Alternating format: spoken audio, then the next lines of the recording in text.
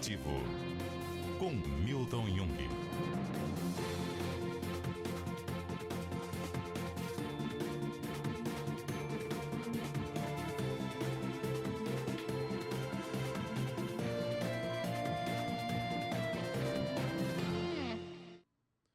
Olá, tudo bem com você? Seja muito bem-vindo, seja muito bem-vinda a mais um capítulo do Mundo Corporativo, que hoje se dedica a falar sobre políticas de diversidade e inclusão nas empresas. E o nosso convidado é o Carlos Humberto, CEO da Diaspora.Black. Carlos Humberto, muito obrigado pela gentileza de ter aceitado o nosso convite. Um bom dia para você. Bom dia, Milton. Eu que agradeço pela oportunidade. Quero dar um bom dia também a todos os ouvintes, a todos que nos assistem também pelo YouTube. É um grande prazer aí estar compartilhando com vocês a nossa experiência, um pouco do nosso serviço e como a gente trabalha essa agenda, né? Como que você define a Diaspora.Black? Bom, a Diaspora.Black é uma startup de impacto social. A gente promove aí um turismo que permite às pessoas a conhecerem a história e a memória da população negra no mundo. E essa é uma ferramenta pedagógica para a gente trabalhar uma visão de diversidade, né? Então, para além disso, a gente também oferece treinamentos e consultorias nessa agenda corporativa para desenvolver esse olhar de uma maneira lúdica e eficiente que gere resultados. Até aí, mais simples de entender. O fato é que, a partir desse conceito com o qual vocês trabalham, vocês vão passando por diversas áreas. E eu queria que você começasse contando para nós como que essa ideia, esse conceito nasce dentro de você a partir de um problema, de um desafio que você teve de enfrentar. Pois é, Milton, assim, todo negócio, startup, nasce de uma dor, né? Então, eu identifiquei uma dor que era muito presente no meu cotidiano. Eu trabalhava num canal de TV também, e por esse canal eu viajava muito. Então, eu vivia constantes experiências de racismo, sobretudo dentro de estabelecimentos de hotelarias, né? Quando no ato de fazer o check-in, no retorno à noite do jantar, sempre situações, às vezes, algumas mais sutis, outras mais incisivas, mas também foi vivendo uma situação dentro da minha casa, né, eu compartilhava, eu morava numa casa grande, num bairro turístico do Rio de Janeiro, e eu compartilhava um dos quartos da minha casa numa plataforma de acomodação compartilhada, e eu recebi um casal que se negou a se hospedar dentro da minha casa por eu ser um anfitrião negro, né? E aí, neste momento, eu entendi, Milton, que não dava para pagar por um serviço que me submetia a vivenciar uma situação de racismo dentro da minha própria casa. E ali eu não só entendi o que estava acontecendo, mas eu entendi uma oportunidade de negócio, né? Porque quando a gente fala de desenvolvimento aí de negócios, a gente está falando de soluções para dores. E neste momento eu constatei duas grandes questões. A primeira é que o mercado não estava preparado para receber consumidores ou para ter pessoas como eu prestando serviço, ou seja, o mercado não estava preparado para incluir pessoas negras. Por outro lado, identifiquei que no mercado de turismo existia uma ausência muito grande de todos os ativos que podem promover o turismo nacional e internacional, que estão ligados à memória e à história da população negra, né? Ativos como patrimônios materiais e imateriais, estou falando de gastronomia, arquitetura, musicalidade, religiosidade, carnaval, samba, tudo isso não encontrava um espaço nos catálogos comerciais de turismo. Então, identificando essas duas frentes, a demanda de uma inclusão dessa população e, ao mesmo tempo, uma demanda de maior representação no turismo, a partir desses dois elementos nasce a Diaspora.Black. Né? Isso foi no ano de 2016, né? Finalzinho de 2016. Não, isso é perfeito. E você faz essa descrição, porque impressiona a existência desse tipo de... Impressiona, mas não surpreende, né? A existência desse tipo de comportamento de parcela da sociedade que lhe leva a ter que buscar esta solução, né? Mas buscada esta solução, ao mesmo tempo, você percebe o tamanho da oportunidade que você tem, mas principalmente do conhecimento que você tinha no campo do empreendedorismo. Porque este conhecimento surge de onde? Então, Milton, eu tive uma primeira experiência empreendedora exatamente no turismo aos 11 anos de idade, né? Eu nasci de uma família muito pobre, né? A gente morava num terreiro, né? Que nos abrigou, um terreiro de Umbanda, que nos abrigou por 14 anos. E essa casa foi o meu lar, né? E neste lar, além de eu ter uma família biológica, eu tinha uma família estendida. Então era sempre muito caro a gente sair, a gente acessar serviços, ir à praia, isso era em Nova Iguaçu, na Baixada Fluminense, onde eu nasci. Então, aos 11 anos de idade, eu comecei a fazer excursões. Eu organizava grupos para a gente ir para a praia. Naquele momento, década de 80, o movimento dos farofeiros, eu fui um desses organizadores, né? Então, essa primeira experiência ficou adormecida durante muitos anos. Hoje que eu conecto, né, é que eu retomo a experiência de empreender no turismo. E essa veia empreendedora sempre esteve presente ainda no campo corporativo, né? Ainda nesse canal de TV que eu trabalhava, eu tinha oportunidade de empreender alguns projetos. Então, eu sempre tive essa dimensão mais empreendedora. E foi aí, juntando esse elemento aos meus sócios, que hoje fazem parte, aí, que fizeram parte da fundação e continuam aí nessa jornada desenvolvendo a empresa, nós desenvolvemos esses dois modelos de negócio. E por quê, Milton? Quando a gente trabalha com turismo, o turismo é uma das ferramentas mais importantes para você promover o conhecimento de lugares, de pessoas, de histórias, de narrativas. Quando você vai num lugar, quando você come uma determinada comida, esse sabor jamais sai da sua memória, esse lugar jamais sai de dentro de você. Então, nós encontramos a oportunidade dentro do turismo para promover um conhecimento que as pessoas não tinham, né? Um conhecimento que estava ausente na nossa formação educacional, universitária, profissional, sobre essas memórias, sobre esses legados, esses patrimônios. Então, a diáspora nasce para promover esse conhecimento a partir dessa experiência empreendedora que começou lá na década de 80, né? No final da década de 80. É interessante essa conexão que você faz, né? Porque de repente você descobriu que aquela sua experiência lá de pequeno, ela de alguma maneira influenciou suas decisões agora. No entanto, você foi além disso, porque você claramente percebe a necessidade de aprofundar ainda mais essa ação empreendedora e de como ampliar esse trabalho, a ponto de seu trabalho ter tido destaque. Você vai para a universidade, você tem conexões internacionais, e esse é um momento, um capítulo importante para a sua formação. Eu imagino, queria que você compartilhasse com a gente. Então, eu contei um pouco dessa minha trajetória na infância, né? E a partir daí, desse momento que eu fazia excursões, eu sempre tive uma veia muito ligada a grupos. Então, eu promovi excursões porque eu queria que o grupo acessasse as praias.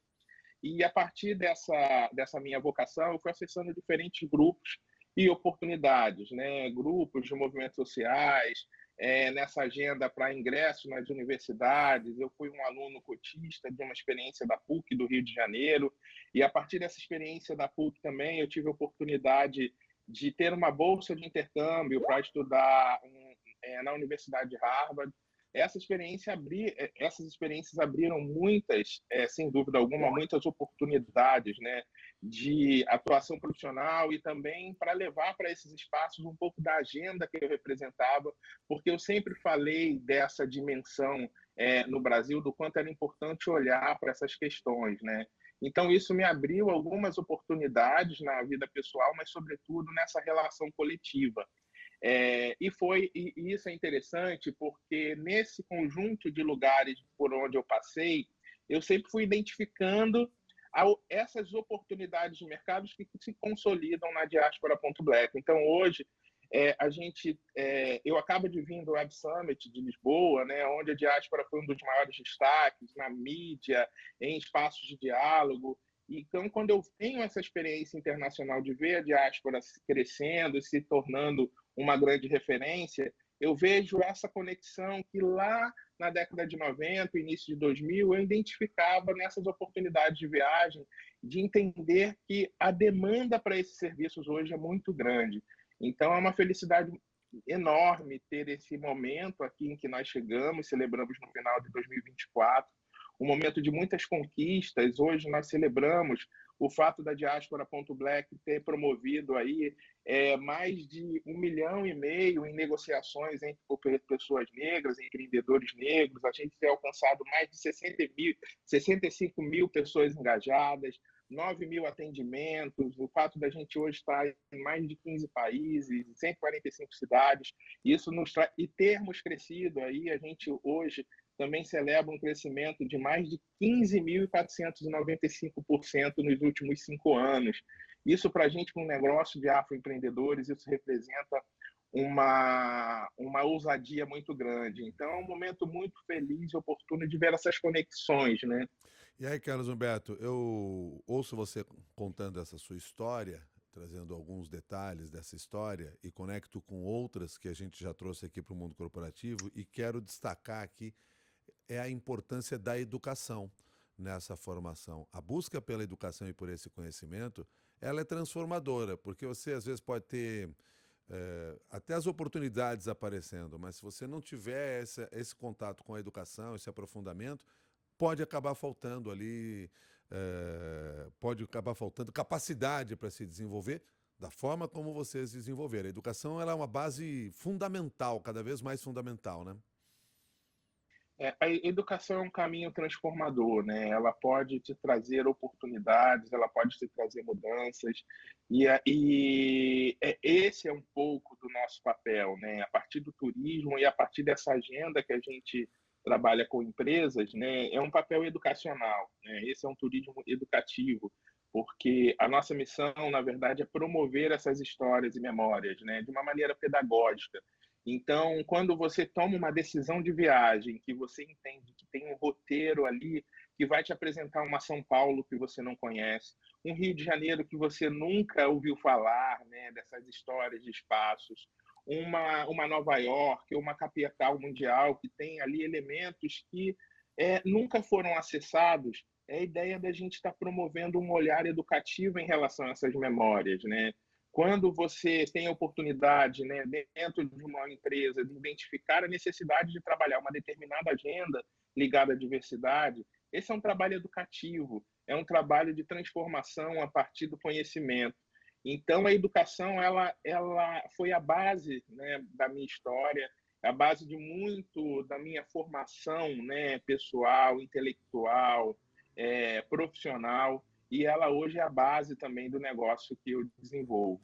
E Carlos, você a partir desse trabalho, a partir da dimensão que vocês dão para esse conhecimento, passando por essas áreas em que a cultura negra era forte e muitas vezes não se percebe, não se conhece aquela história. A partir do momento que você compartilha esse conhecimento, você percebe que é possível reduzir o preconceito racial que existe? O conhecimento ajuda nesse sentido?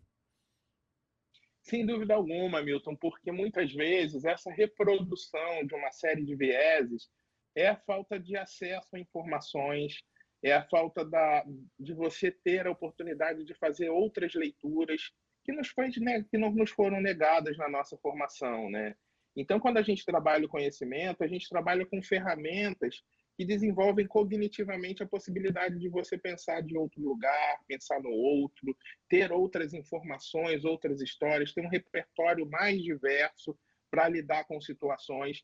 E isso, sem dúvida, não muda só a nossa história com o outro, mas muda a nossa história entre nós mesmos, porque quando a gente fala dessas agendas, a gente fala de uma agenda que ela é transversal ao nosso cotidiano, né?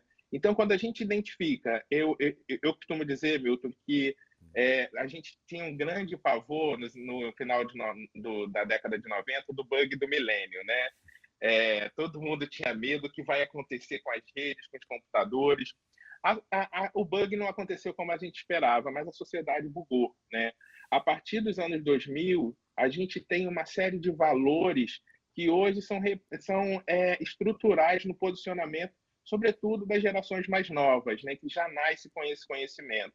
Então, quando a gente identifica essa mudança, a gente está identificando a possibilidade de nós, como formados no século passado, atualizar a nossa dimensão de conhecimento, né? De muitas histórias que não foram contadas, de muitos pronomes que não foram trabalhados.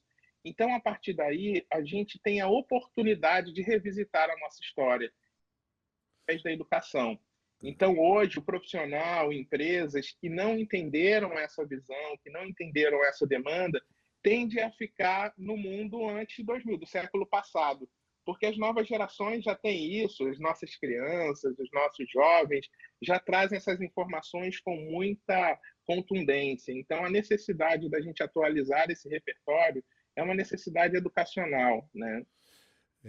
Mantendo essa analogia, nós precisamos atualizar de forma contundente o software que nós temos e criando e colocando sempre antivírus contra esse vírus que é o vírus do preconceito, que nos tolhe e que nos prejudica da maneira como nos prejudica, e quando eu digo nos prejudica, a sociedade como um todo. Evidentemente que determinadas populações sofrem esse preconceito, mas a sociedade toda perde com esse preconceito, e vocês conseguem, com o trabalho que realizam, mostrar o quanto nós podemos ganhar juntos nesse projeto. Eu queria entender agora qual é o trabalho que vocês realizam dentro das empresas a partir dessa certificação de diversidade, equidade e inclusão. Ah, boa, Milton. Na verdade, a gente desenvolveu algumas trilhas pedagógicas, né? Como nós somos uma startup, a gente traz essa veia de inovação de tecnologia para agregar, né, a experiência da empresa. Então, a partir de uma plataforma gamificada, a pessoa vai trilhando um percurso pedagógico. E isso foi desenvolvido com muito cuidado, tá, Milton? Nós fizemos, antes de tudo, um grupo de estudos, né, um grupo de trabalho com profissionais, com C-levels, com especialistas, para entender quais os desafios de trabalhar a agenda de diversidade dentro das empresas. E a partir desses desafios, a gente foi desenvolvendo soluções pedagógicas. Então, essa trilha ela é pensada para resolver todos os desafios. O desafio de engajar diferentes estruturas da empresa, o desafio das pessoas estarem aí atentas aos conteúdos e mudarem o mindset, né, o campo de visão. Então, são as trilhas de certificações, são 10 videoaulas, curtinhas de 5 a 10 minutos para dar conta, né, do tempo das pessoas hoje, do engajamento.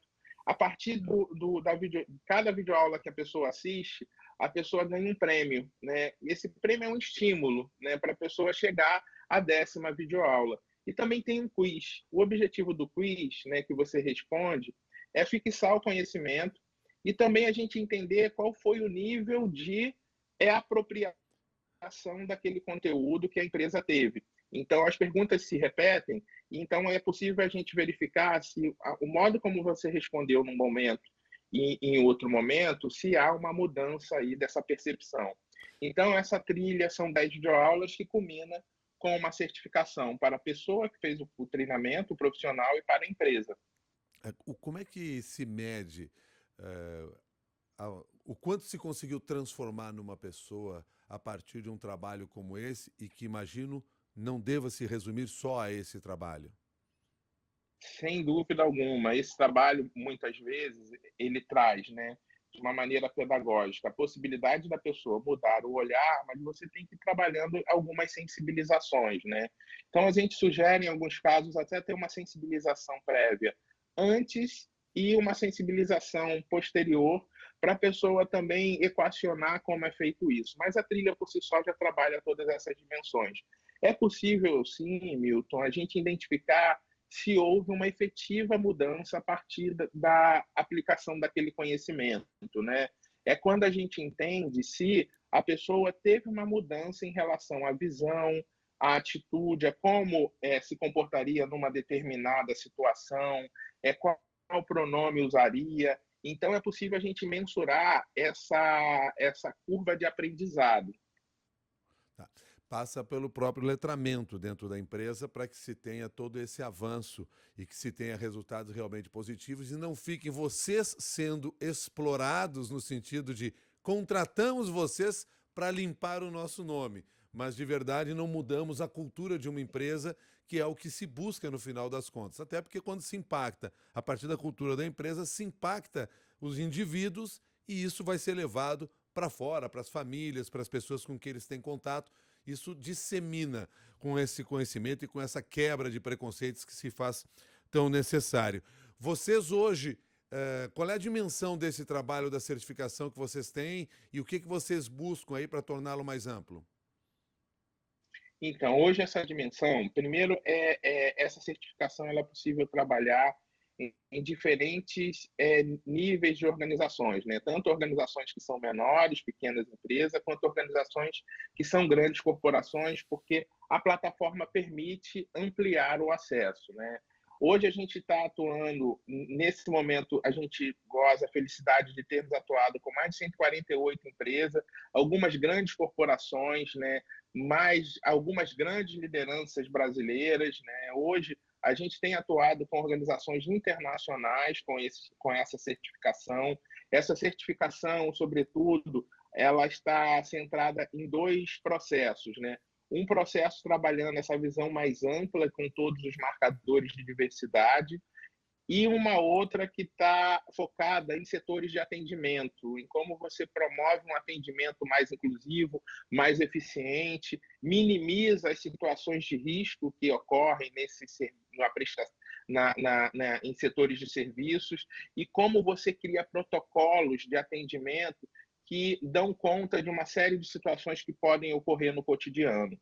Então, hoje a gente tem um alcance de mais de 2.500 pessoas, né, treinadas com essa metodologia, e nós olhamos para o ano de 2005 com a possibilidade de chegar aí a mais de 10 mil pessoas. Carlos Humberto, voltando ali para a questão do afroturismo, tá? Como é que vocês fazem esse trabalho em todo o país, ou há algumas regiões em que vocês atuando, e como é que vocês desenvolvem o projeto localmente? É. O nosso é até curioso que as pessoas acham que são empresas diferentes, né? Na verdade, ambos os serviços estão ligados a essa dimensão educativa. Uma parte do turismo, né?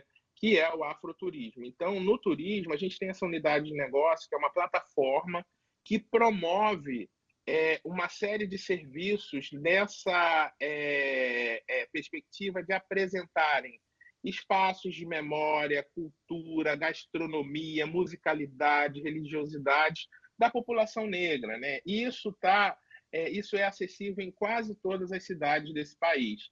Então, nós temos aí agências, guias, especialistas, lideranças que anunciam na nossa plataforma tanto caminhadas quanto vivências em comunidades quilombolas, como experiências de viagens, de pacotes de viagens, seja para grandes referências como Quilombo dos Palmares, ou ainda capitais como Salvador, ou ainda capitais internacionais, capitais tanto nos Estados Unidos quanto na Europa, ou ainda na África. Então, são anunciados nessa plataforma. Hoje a Diaspora.black é uma autoridade nesse campo, né? A gente vem ajudando a desenvolver planejamentos estratégicos com diferentes estruturas públicas e privadas, tanto de governos. A gente fez um trabalho no passado com o BID, com o Ministério do Turismo, o Ministério da Igualdade Racial e outras lideranças públicas e privadas no desenvolvimento do planejamento estratégico do afroturismo. A gente vem fazendo um trabalho com o BID e a Secretaria Municipal de Turismo de Salvador, que é o Salvador Capital Afro. Então, hoje a gente também celebra sermos uma referência no desenvolvimento desse mercado, que é uma forma pedagógica da gente trabalhar aí esse olhar antirracista. Na sua visão, qual é o potencial desse segmento para o desenvolvimento econômico e cultural do país? Olha, Milton, é muito curioso isso. Eu vou dar um exemplo aqui do Rio de Janeiro. Eu não moro aqui, sou carioca, mas não moro aqui, mas eu estou falando daqui. Aqui no Rio de Janeiro, há um ano, a Embratur entendeu o potencial da região da Pequena África, que é uma região que fica no entorno aqui do porto do Rio de Janeiro, na região portuária, né? E vem fazendo um trabalho de promoção. E hoje essa região recebe mais visitantes que o Cristo Redentor e o Pão de Açúcar, né? Isso é uma referência do potencial de crescimento do turismo nesse setor. Por quê?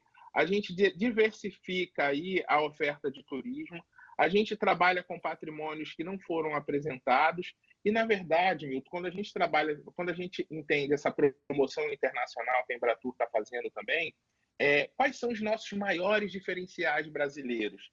É a nossa cultura, é a nossa identidade, é a nossa musicalidade. E isso está associado a essas histórias afro-indígenas. Então, esse potencial ele pode ser muito grande para o crescimento do próprio turismo no país, seja o turismo doméstico, né, que é o que está acontecendo ali na pequena África também, ou seja, esse turismo internacional, essa visão aí de pessoas que querem experimentar, conhecer esses diferenciais brasileiros, né, na perspectiva de conhecer o Brasil.